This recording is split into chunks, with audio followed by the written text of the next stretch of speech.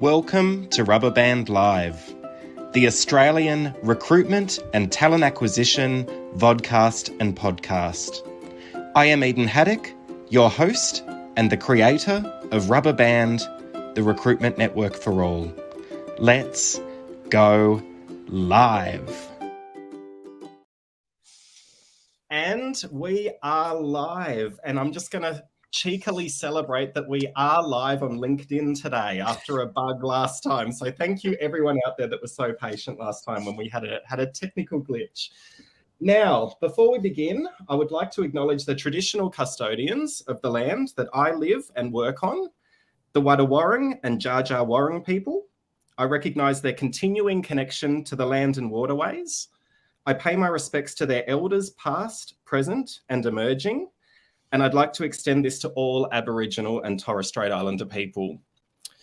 Today, I also want to thank Recruit Wizard, who are our partner for the event today. Anyone out there, Recruit Wizard is an Australian-owned recruitment CRM and ATS, which is loved by thousands of talent professionals right across the country. Thank you so much, Recruit Wizard, for your support.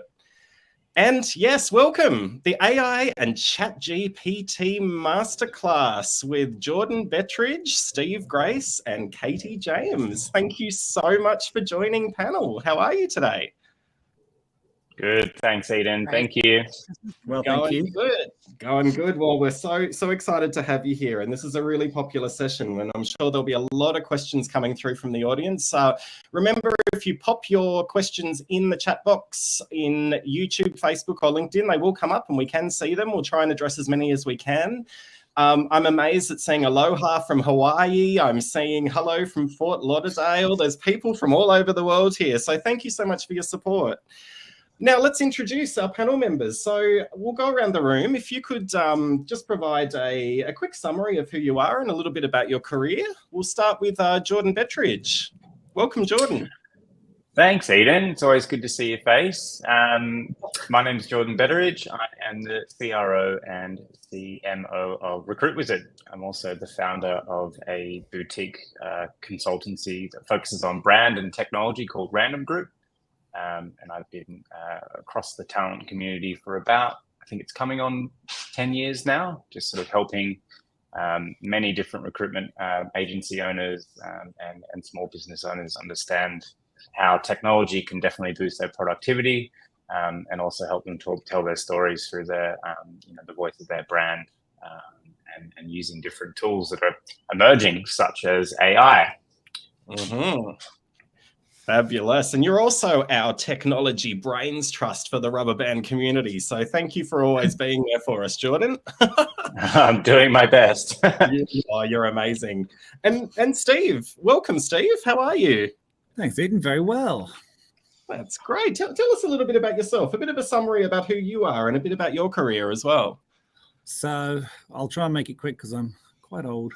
So I'm currently CEO and founder of the Nudge Group, specialist global recruitment agency that focuses on startups and scale-ups. So we recruit all over the world, lots of different countries, helping startup founders build their businesses. I also am the CEO of Balance the Grind, which is a media publication around how to live a better life and work-life balance advice, essentially.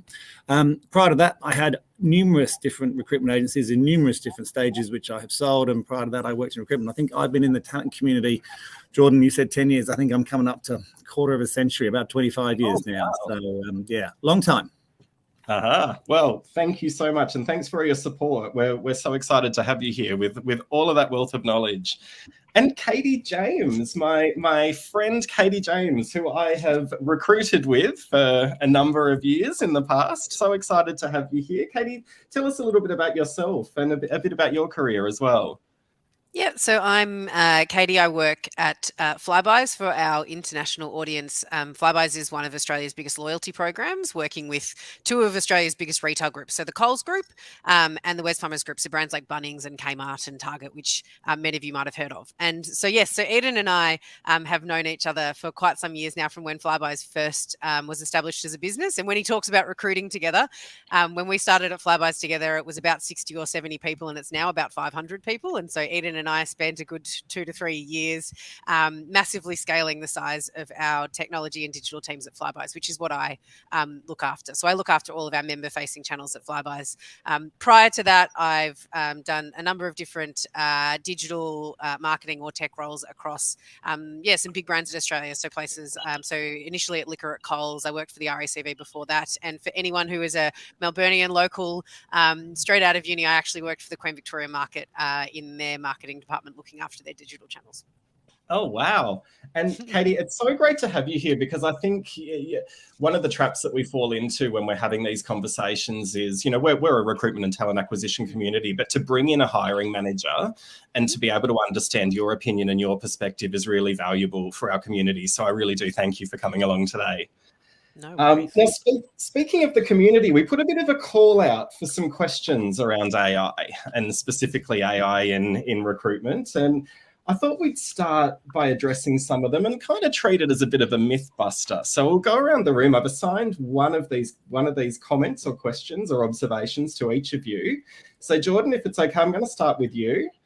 And this one that came through: AI will destroy the creative aspect of recruitment. Things like writing job ads, EVP marketing, etc. Can you bust that myth, or do you agree? Wow. Destroy is a very big word. Yeah. My short answer is no, it won't. I think the truth is that AIs and machine learning technologies like ChatGPT, which is probably the underlying title of this session, they're tools they're like designed to augment and amplify human creativity, not replicate it. Right. The key here is to sort of go at it with the thought process that you'll be collaborating with another tool, not competing with it. Taking things like job ads, writing job advertisements, spec sheets, social ads, all that sort of stuff. And I'm seeing a lot of recruitment professionals in agency and internal, start to get a lot more creative with their advertisements. AI is kind of designed to handle the routine parts of the job, such as including required qualifications, job responsibilities, and benefits, where human creativity can kind of shine through, is in tailoring the ad to reflect the company's culture and that company's values, for example, and give the ad that sort of more compelling story that resonates with the desired candidates that we're looking for. EVP is a big thing that I'm constantly talking about, both internally at Recruit Wizard as we are growing as a business, and all of my clients, within the sort of VCMO work that I'm doing. EVP is becoming more and more important. And I guess in the realm of EVP for AI, it can sort of analyze and help you analyze sort of loads of different data to provide insights into what prospective employees value most. The information that can be then utilized by human recruiters to sort of craft those compelling EVPs, not just following suit to some businesses that are doing like the 4-day work week, or they offer your birthday off and stuff. They actually assist you by sifting through data. There's kind of an underlying trend going on already. It's about saving time and working with it in collaboration. And I think the whole point of it is it's designed to augment any of the creative aspects of your business. And we know that augmentation means to grow it, to change it, to make it, I think a very good friend of mine once said to think a bit wider when it came to creativity, and that's what augmentation does. So yeah, it doesn't aim to replicate the human touch. Rather, it's about combining the best of both worlds to create a more effective and efficient recruitment process through creativity. Absolutely. That's just my opinion. No, I completely agree with you. I think, those data points to build an authentic EVP are incredibly important. And I agree with, thank you, Stefan Wellak, for your comment here. AI probably helps a lot of people out there who aren't creative by nature to really improve their outreach and ways of messaging. So I think that was a really good comment as well. Okay, so let's go to myth number 2. So Katie, this one's for you. This is an interesting one as well. So AI will completely replace talent screening conversations. Do you agree or disagree?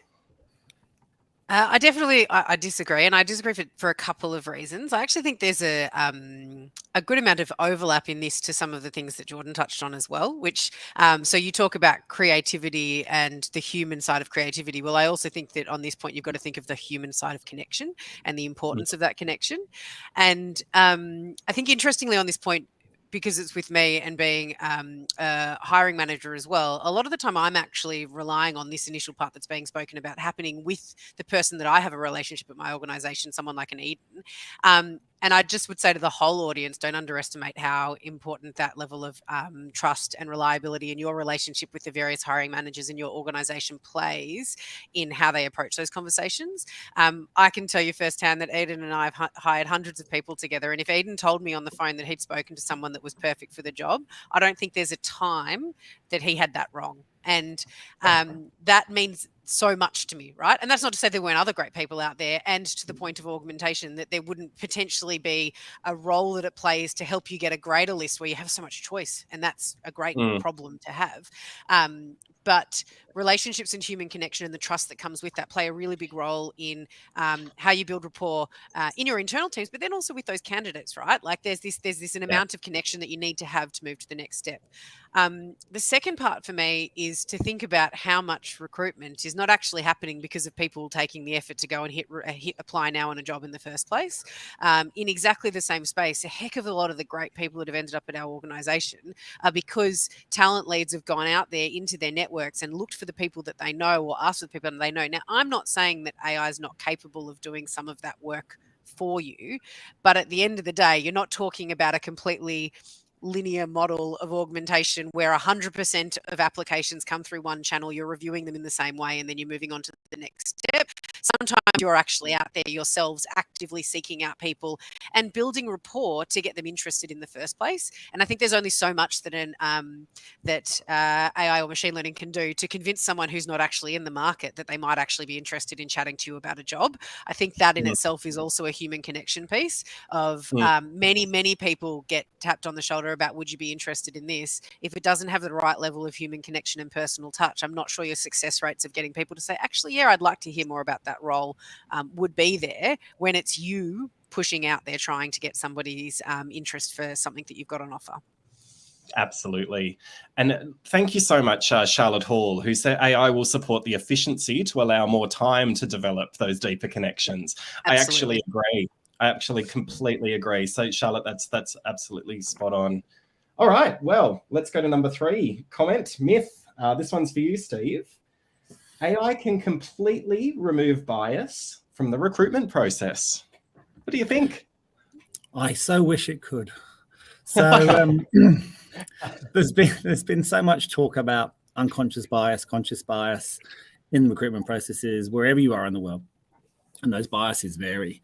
And I think, in relation to all of these 3 myths you're just talking about, I think a lot of it is they seem to come out of fear, these myths, and they come out of people thinking that AI is a conscious being, which of course it's not.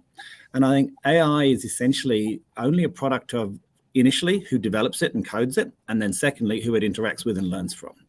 So the reality around bias, unfortunately, is not going anywhere. And this has been proven through, I think it was Amazon who created their own AI to deal with the enormous numbers of applications they have, particularly in the US.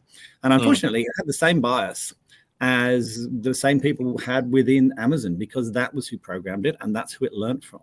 So AI is really just a tool, like we've spoken about so many times here already today. It's there to automate, it's there to speed things up. It does help create creativity because, like someone mentioned earlier, if you are a creative person, because it's learned from so many others, it can help you become more creative. Yeah. Personally, I'm very dyslexic. I find it fantastic because it spells correctly as well. So it can really help me in terms of speeding things up. But around the topic of unconscious bias, that unfortunately will remain. And in some respects, unless you can expose that AI to everybody in the world, you can't remove unconscious bias, and that will always remain there. And to some degree, unconscious bias also comes, and this relates back to Katie's question as well, in terms of human connection. If you did remove all unconscious bias and it just put a whole bunch of people together, the chances of them actually getting on is incredibly slim. So we don't actually want to remove that bias. We just need to make sure that the bias is not very, what's the right word? Probably it's not so unfair, and it's not racist, and it's not sexist, and all the other ists that exist. But there needs to be an element of unconscious bias to create human connection, I believe. Yeah, no, it's a really good point. I think in some ways it's removing it from potentially the screening process, but there's always going to be, we've all talked about it today in every answer, that human connection. So then we have to look at, how we form those human connections, or, to make sure that, those biases don't come into play, because they're there, they're natural, that's a part of life, and it's a part of meeting people. You do have preconceived ideas, and you need to address those through those conversations. So I think you do. And I think, you know what, when AI starts employing other AI and we all stop working, no problem. There'll be no unconscious bias. But I think we're a fair way away from that. I don't think anybody on this podcast needs to worry about that happening anytime soon. So not Terminator 2 yet? Not quite? Not yet. Oh. There we go. I knew someone was going to bring it up. I knew someone. Oh, it had to be me. I was waiting for someone to say the T word. Yeah, I was looking in the comments looking for it, but it hasn't come through yet. No. I was just beating them to it. Fantastic. Okay, well, let's talk about day-to-day working life. From your perspective, Jordan, how do you feel AI could make your day-to-day, or make someone's day-to-day working life more efficient or more effective? I've actively seen it, and encouraging it too with a lot of our clients. It helps do a lot of the sort of mundane thinking for you. Once you get the handle, because AI is built out of it's. If you're a supplier, or you're a recruiter, you're used to getting a brief. You can't really work towards nothing. You can't go out there and find a unicorn candidate without any idea. If someone comes to you and says, "Oh, I've got 95 grand plus super and maybe a commission structure for a salesperson," go find one. And if you don't have the skill sets, you don't know what sort of companies they've worked for in the past and all that sort of stuff. There's no brief, which means it's going to be really, really hard. Yeah. Once you get used to briefing different AI tools, it can really, really speed up all of the mundane tasks of your day. Things like writing CVs in specific formats. One of our clients at Recruit Wizard does very frequent mailer outs to their different candidate networks. I'm not going to say the industry just to be a little bit more privacy conscious there, but typically in recruitment marketing from an agency perspective, I'm not going to speak for internal, but from a recruitment agency perspective, mailers and job mailers are very, very, they're either very successful or they're a total flop. And in this particular industry, they're very successful. And for 12 different teams in a business of maybe 25 different recruiters to go from taking a week to get all of their ducks in a row for the content to go into a mailer, it's a lot of time out of your day. So what AI is doing for them is helping them build out a structure. They've delivered a standard prompt that works. They input basic data, and then they can spit out a very structured and easy to absorb mailer, and then add the human factor to it, talking about that particular client, what their culture's like, and all that sort of stuff. So all the hard stuff, all the dot points, the salaries, the locations, all that sort of stuff just gets done in seconds. Yeah. And then all it is basically going out there and doing what talent professionals do and help infuse the relationship that they understand that they have with the client into that mailer, and then it goes out. So 12 different teams now go from taking a week to get their content out. It's now done in a day. So I can actually help get that mailer out at the end of the day for many different teams. It's over 35 different audiences with tens of thousands of contacts. So it just helps simplify the mundane stuff, because marketing is hard. I'm speaking from a marketing perspective. It's hard because you got to put thought into it. If at least 75% of that is done, the rest is just creativity, and it's done so much quicker. Yeah, absolutely. And there was a comment that came up from Stefan there around something that would have normally taken him hours without ChatGPT. And the example was internal policies and hiring manager guidelines that he was actually able to create within minutes an edit that would normally take him hours to do. So I think that's a really great example, Stefan. Thank you so much. The interesting thing about that, Eden, is that when you're doing those policies, and I saw that comment from Stefan, I think, if you go back the last few years, there was always some way you could find a policy, right? You could find it online, or you could find it from a membership agreement, and that was great. And then you could use it, but then you'd have to edit it and change it and make it, in line with you. I think what I love about how AI does, and I'm sure Stefan's experienced this, particularly with us, we work with founders, right? We work with startup founders. They have no time and they don't know how to do these things. They can say, create me a policy, whatever it be, an HR policy, and it will create one. But then they can go back and say to it, make it sound more startup, make it sound more casual, make it sound more professional, make it sound more relevant to global, make it sound more local. And it just does it. That's the part where the speed's coming, because you could always get base documents. That was the easy part. But then you'd have to spend almost as long rewriting those base documents as it took you to write them in the first place. Now you can just literally verbally say, I want you to make it like that. And bang, hey, presto, it's done. That's where the real time saver just flies through things. It's incredible. Yeah, I agree. And I think, look, as HR professionals, let's face it, I mean, the policies we were writing weren't ever written from scratch anyway. We tended to go out there and look at best practice and form some Frankenstein version of it with all the different policies that we were gathering, and then we would make it our own. And I mean, AI is really just replicating what we were doing, but just making it much more efficient, because you're not having to reach out to everyone asking for their version of a policy. I think that's just the way it's always worked, right? Well, I think the other thing is that you could go and Frankenstein together a great policy, but then actually a heck of a lot of the outputs that come off the back of that policy, you're reliant on other departments and teams to then deliver consistently, and it falls at that step too. So, and when I'm talking about that is I'm thinking about, like, how many times have you had a hiring manager come to you and say, I've got this job, I need to get it to market tomorrow. And you're like, great, where's the PD? And one doesn't exist yet, right? And it's such a small thing in the scale of it, but it has such a flow-on effect when you don't have it there. And so you then got, say, as soon as a startup scales, once they've got multiple different departments, you've got multiple different PD writing styles, and you've got different spins on stuff that actually needs to be the same and quite consistent. So even if you get that first part of admin done, if you can't then bring that across the rest of the organization in a structured and consistent way that's efficient, you just end up with more versions of where it keeps deviating, right? You talk about you want everyone in the organization to be on the same goals, and then you've written that goal completely differently in everyone's PDs. And it's those little things where it's like, this isn't a scary thing that's going to replace you. This is actually something that's going to help you work together and create like a consistent approach to what success looks like for your organization. 100%.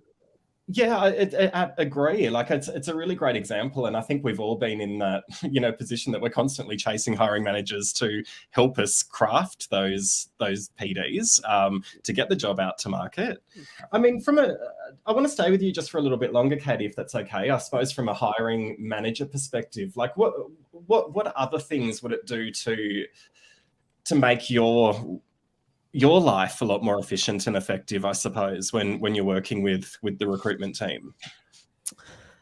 Honestly, a heck of a lot of it is in those kind of steps, right? It's the upfront tasks that are laborious as an individual that you struggle to find time for, but they're actually very meaningful to the person on the receiving end of them. So if you think about all of the people within your teams, everybody wants a PD that they actually understand and that means something to them. And sometimes that seems quite ironic in the context of what it took to actually try and get one done just so that you could keep moving. So PDs is a big one for me, right? Like PDs, and it's simplifying that process for production, but in a quality way, right? Because they do matter to the people that are receiving them.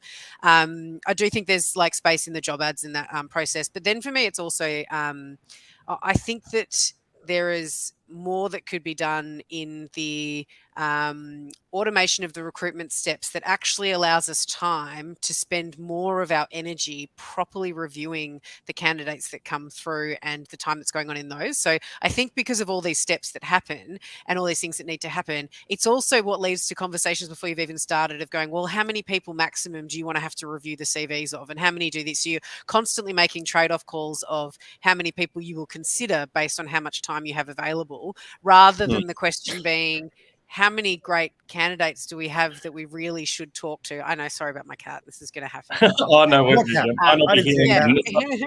Never apologize for a cat.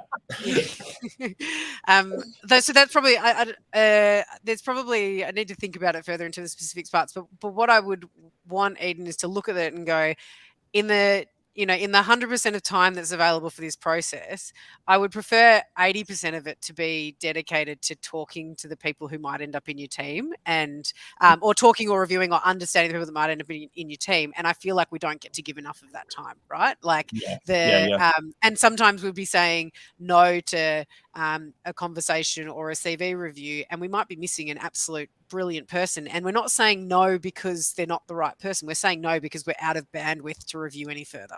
And so it's that, like, how much of the manual labor can be taken out in a properly automated way that allows your energy to go to reviewing, right? Even the simplest things, Eden, of like some of the tools, because we don't invest enough energy in setting them up correctly, the amount of clicks that are involved to get to a CV in the first place is time taken away from actually reading it and understanding whether this person is right for the job.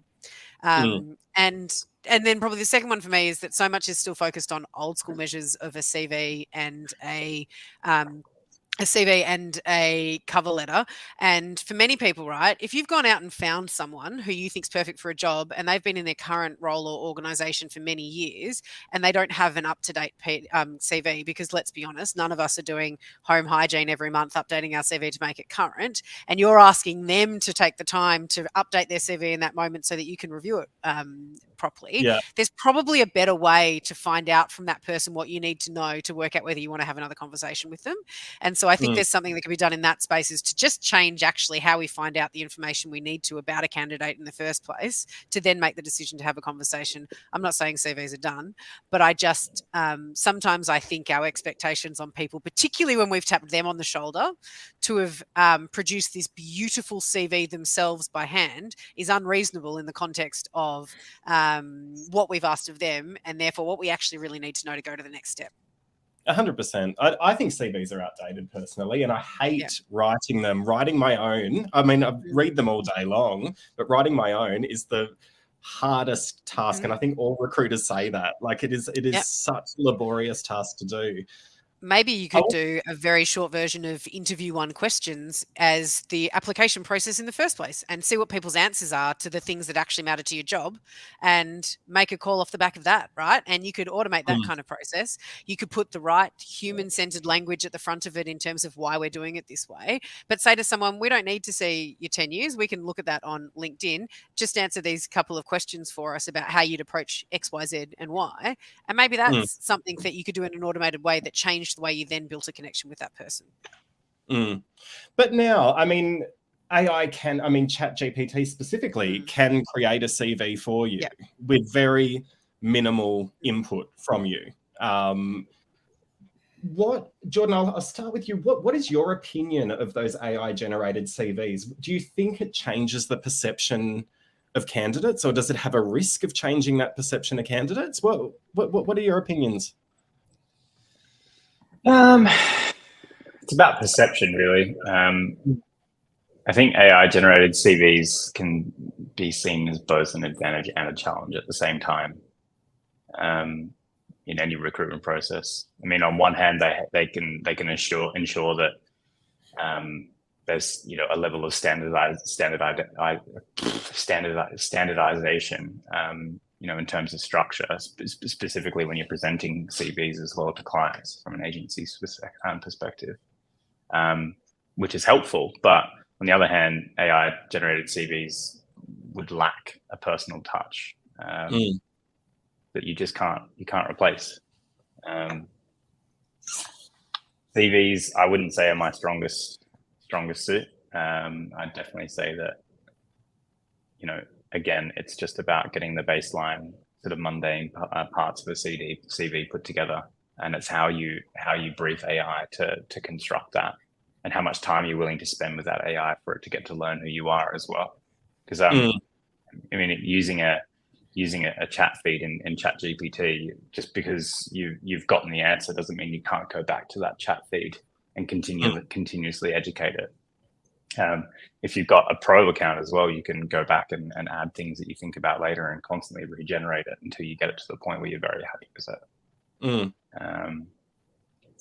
Yeah. It's interesting though. I mean, I think we, in the talent and recruitment space, we're putting a lot of emphasis on what AI means for us. And we're talking to Katie about that as a hiring manager as well. But I think the opportunity that it presents for candidate experience, because let's face it, I mean, we all know applying for a job is hideous.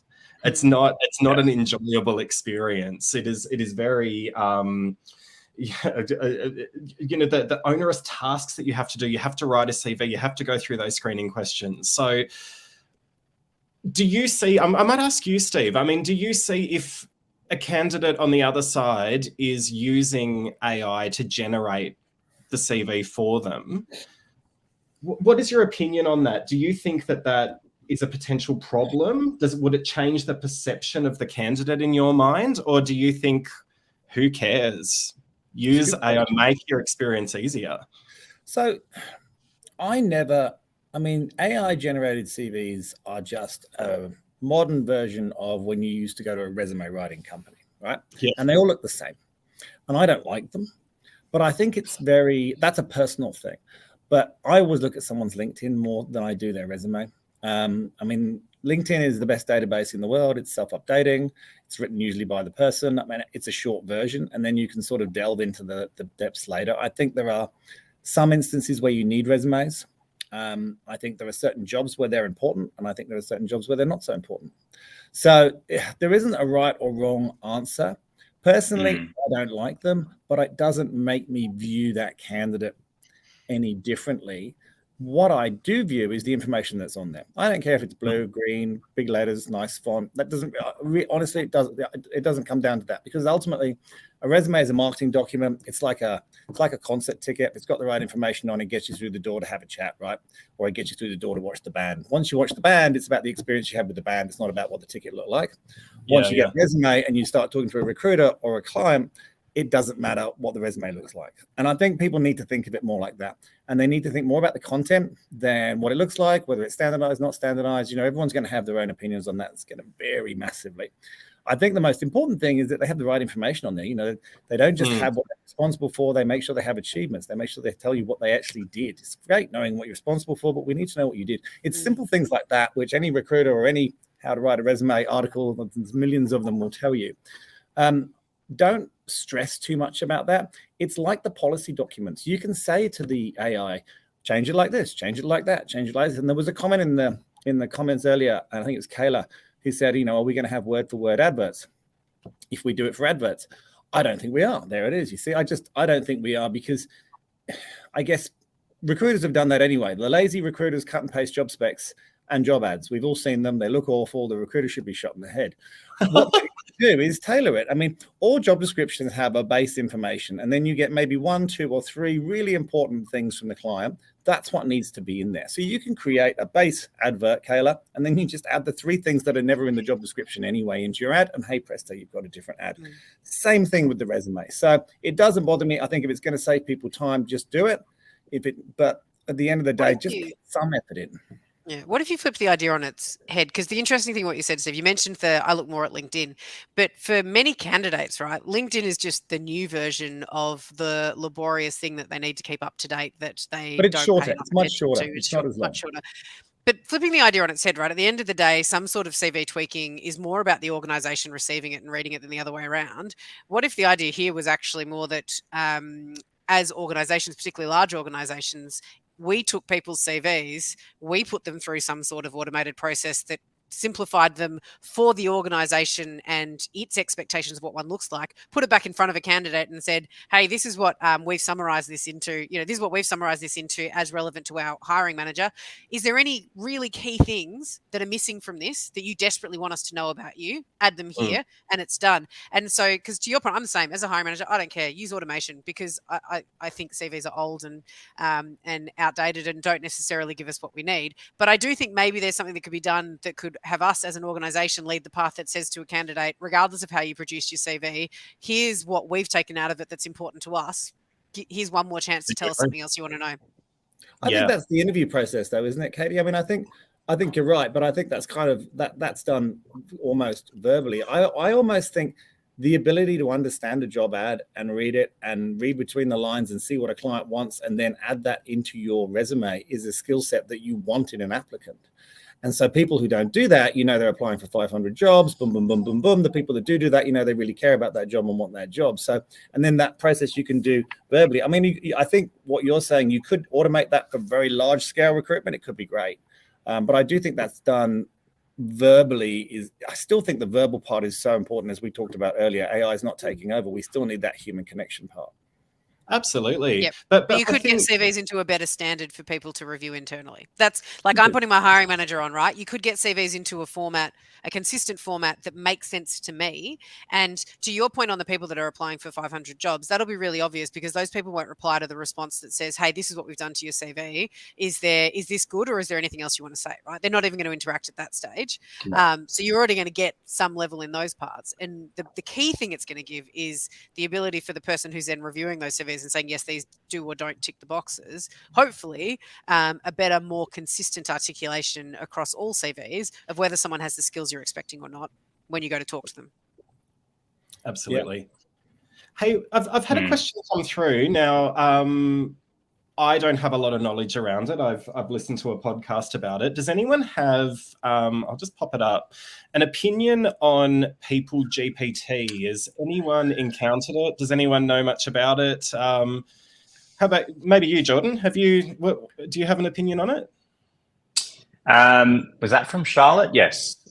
Charlotte put the question up in the group chat a little while ago, and for the lack of a better statement, I lost a lot of sleep over trying to understand it. Since then, I kind of dove straight into it. I think from what I know, and I'm just going to share my experience. I'm not going to give my opinion. My experience is that it's basically it's ChatGPT to look over LinkedIn profiles. There's a connection there where the bot goes through all different social profiles, different website opportunities, different media publications, and tries to find specific people with specific skill sets in specific locations. At the moment, it's very baseline technology. I paid for a trial. I'm more than happy if someone, Charlotte, if you wanted to jump on, I'm just doing a public call out there. Charlotte, if you wanted to jump on a screen share, I'm more than happy to go through it on my premium account that I paid for. I just bought it for a month and then canceled it immediately just so I could get a trial because there is no trial at the moment. It's all credit based. Some of the results I saw though were pretty bang on, and a lot of the results I saw were completely irrelevant. I still believe that using technology to source for candidates, and I know this isn't the direct question, but the best way to source candidate profiles is one, through your CRM and your ATS. And that's not a plug. That's just me even from a sales perspective. I use HubSpot. I've used many different things like Salesforce. If your database is clean, you should be able to search profiles and information on past candidates or professionals that you've pre-qualified. The second is obviously LinkedIn Recruiter, and then you've got tools like Seeks, Talent Search, and all that sort of stuff. They're a lot more accurate and they're a lot more up to date. That's just my experience. I'm not sold on it. I don't think it was worth the money that I spent on it yet, but it's still very early days. And I've actually reached out to the CEO and co-founder, letting him know that I'm sort of representing a talent industry in Australia that's quite interested by it. And he's literally, my email's here. He said, I'm going to send you as much information as I can. So as soon as I know about it, I'll share, but that's my experience. I don't think it really necessarily has that much of a place at the moment. Again, very, very we basic. can do a whole session on it next time round, Eden. We can have a people. Oh, absolutely. I'm with Jordan. People GT. It's too new. It's too new. I don't think it's had the time. It's a Y Combinator startup, isn't it? And they're usually pretty good at picking the future. But I think it's got a long way to go. But I'm fascinated. I hope it works. God, I really hope it works. But right now, it's not. I don't think it is. but I think I had a mixed results with it. We all tried it, but I think it will come. And again, I think we'll just see. It depends how people use it and what it learns and all that kind of stuff. It's like all AI, which is what we're talking about here. AI is only as good as what it can learn from the people that are interacting with it. And that's what will hopefully make people GPT. There's, as we all know, there's a lot of really bad recruiters out there. If they're the ones interacting with it, it's not going to work at all. So we'll see how it goes. Yeah, absolutely. Just another comment on that. Sorry, you go, Eden. No, you're right, Jordan. All good. Steve, you made a really good point about AI being as good as the people that made it and invented it earlier. Talent, from my technical understanding of the talent industry, from a technology company's perspective, talent is just a gigantic data pool, and data is the most precious commodity other than time on the planet at the moment. People that are businesses that are aiming to help simplify the talent industry through things like People GPT or AI and any different aspect. I mean, there's like so many different things out there at the moment. Everyone's giving it a go. If those people that are building it don't have the experience like what Steve has, and I can't speak from I did recruitment for 6 months and I just sucked at it. There I go. I just said it publicly. I hated it. I couldn't do it. I'm a creative by nature. I like to use my hands and I like to, test and sort of poke things. But if it's not built by people that understand the process and understand, all of those, human aspects of talent management, it's not going to go very far. So if you're watching, what's his name? maybe look at who's in your engineering team, and hopefully you guys can bring something up to the table that will simplify everything. That's a good point, Jordan. No, I completely agree. Now let's continue. Let's look to the future. There's been a lot of discussion around legal implications with AI. And we're talking the potential there with People GPT. So I'm keen to hear from the panel, and you're all technologists. So what do you predict the next iteration will be, or how do we prepare for what's coming? What do you see coming in your crystal ball? I might start with you, Katie. What do you think the future looks like? That is a big question. It is a huge question. Sorry, and I think I'm going to be the slight. I think I'm going to be the slight. Actually, no. I was going to say Debbie Downer, but I'm not. It's not this. I actually think at this point we're still at the early stages of greater mass acceptance and adoption of the things that have become available recently. Because in everything we're talking about here, right? Even everyone's mentioned it, and it's very, very true. On all of these things, there will be good versions of this being done and there'll be bad versions of this being done. But one of the biggest problems I would say, and this is particularly in Australia, I'm not sure about some of these other global markets, is a heck of a lot of nothing being done. And so for me, I think we're reaching this critical point. And I think if you look at Australia right now and where the job market has been and how many roles there have been in these kind of spaces and the inability to even find enough people to do these things, we're hitting this crux where it can't keep going the way it is, right? People need these solutions now, and they're such an important part of their personal life, right? We automate all sorts of things. We create shopping lists that we share with our family. We do all of these things in our personal life that we have used automation technology to make simpler. I think we're all getting to the point where not having that available at work is beyond frustrating. Like it's the one part of our life where these things aren't available is that. So for me, I don't think the right now is necessarily about what more can be done that's out of scale thinking of what we've done, and actually just better integration of the solutions that exist. Because a lot of what happens here is great ideas, great conversations, great tools that could be used that are then poorly implemented in organizations. And we either use about 5% of what they're capable of doing and it sits there for ages. We try to set and forget and move on to the next thing. Or it just never gets off the ground and something doesn't get renewed. So for me, I think actually we should be excitedly embracing that we actually see really good examples of like automation and AI in recruitment processes widely available for all the jobs we apply for. And that would be a significant success story because we would know that we're all giving our time and energy to the human elements of the process that really matter.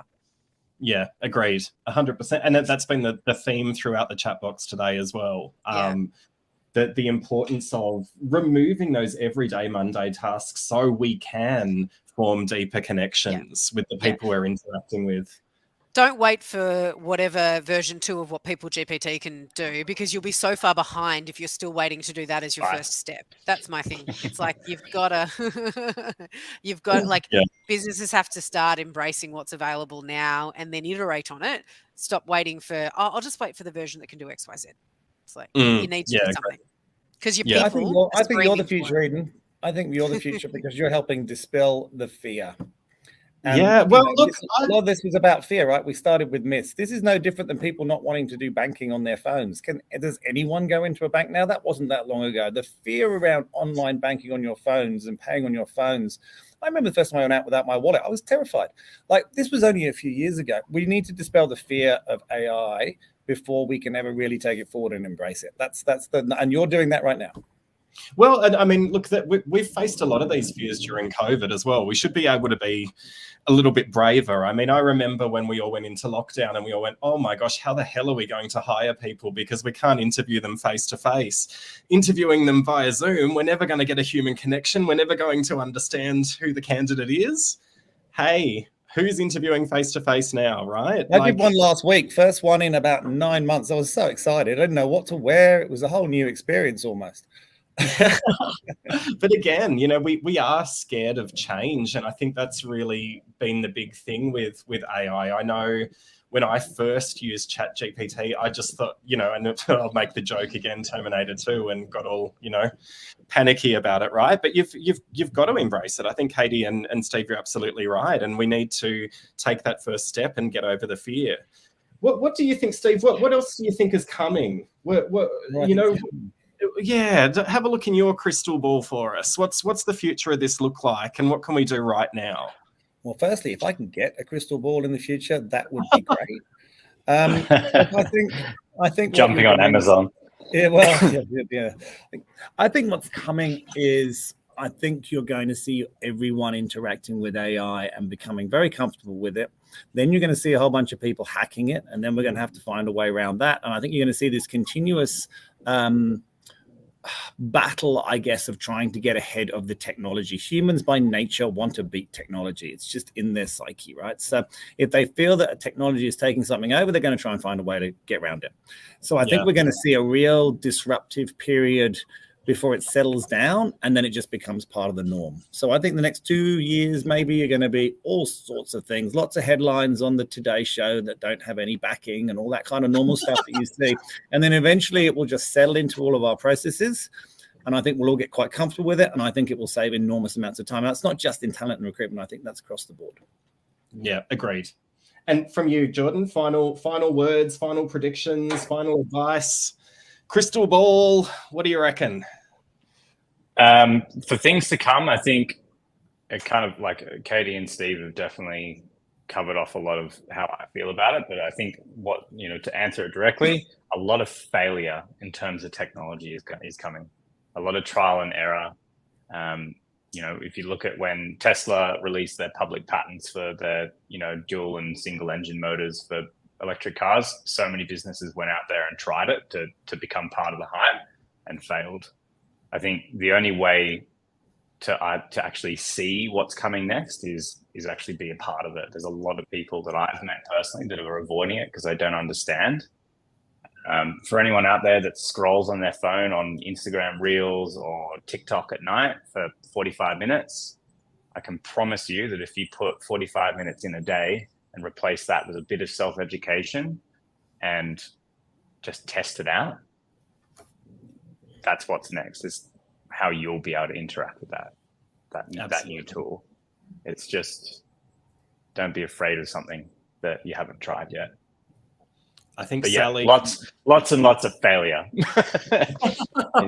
coming. The session today, Sally Woodall, thank you so much for your comment. Agree totally. ChatGPT is a tool to be embraced. Don't think of it as a replacement. Embrace it as a tool to open up your creativity and as a tool to save time. And I think that really has summarized the conversation that we've had today.